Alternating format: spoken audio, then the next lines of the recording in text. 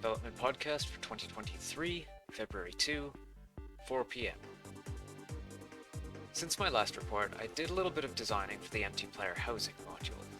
Once you're introduced to the first couple of characters and maybe had a chance to do some battling and adventuring, you'll be shown a tower in the castle to call your own.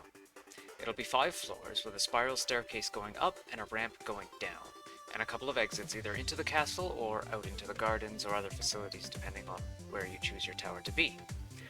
Of course, you can quick exit from the castle area via the map system too, more or less just like in Xenoblade X.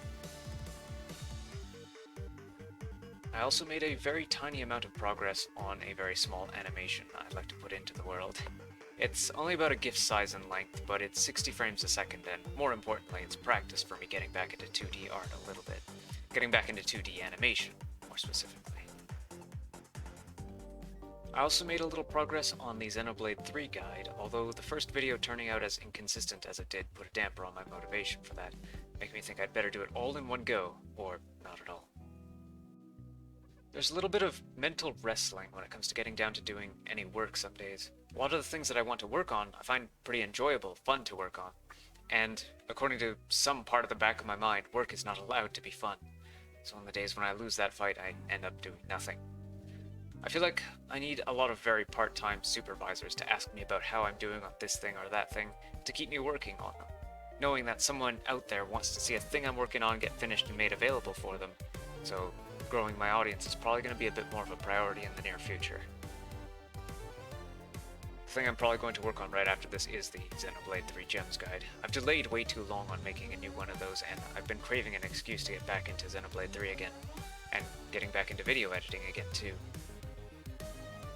As always, thanks for watching or listening along. Special thanks to Zed Diggity, Phoenix Astra, and Joshua J. Slum for being my top Patreon supporters so far. If you cannot contribute money to our projects but want to contribute something, then I also accept tips in basic attention token, both here on YouTube and on my tweets. Unfortunately, as far as I can tell, these tips are anonymized, as is the nature of most cryptocurrency, so I might not be able to give you credit unless you could somehow attach a message or a social media post or something to your donation. If you can't afford either of those things, then that's totally okay. I'm hoping to make as much of what I make as free or as cheap as possible, without going into one of those deals where the consumer is the product.